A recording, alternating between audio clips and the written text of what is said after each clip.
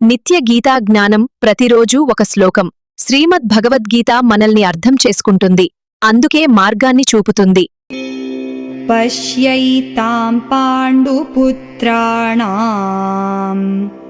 ఆచార్యమహతీం చమూం వ్యూఢాం ద్రుపదపుత్రేణ తవ శిష్యేణ ధీమతా. దుర్యోధనుడు తన గురువైన ద్రోణాచార్యునితో ఇలా అంటున్నాడు: ఆచార్య, మీ శిష్యుడైన బుద్ధిమంతుడైన ద్రుపదుని కుమారుడు దృష్టద్యుమ్నుడు యుద్ధానికి చక్కగా అమర్చిన పాండవుల గొప్ప సేనను చూడండి.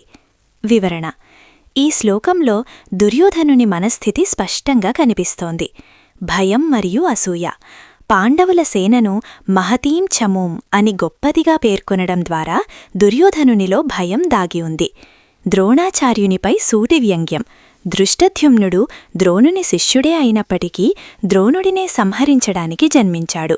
ఈ విషయం గుర్తుచేస్తూ తవ శిష్యేనా అని దుర్యోధనుడు చెప్పడం ద్వారా ద్రోణుడిలో అప్రమత్తతను పెంచాలని ప్రయత్నిస్తున్నాడు.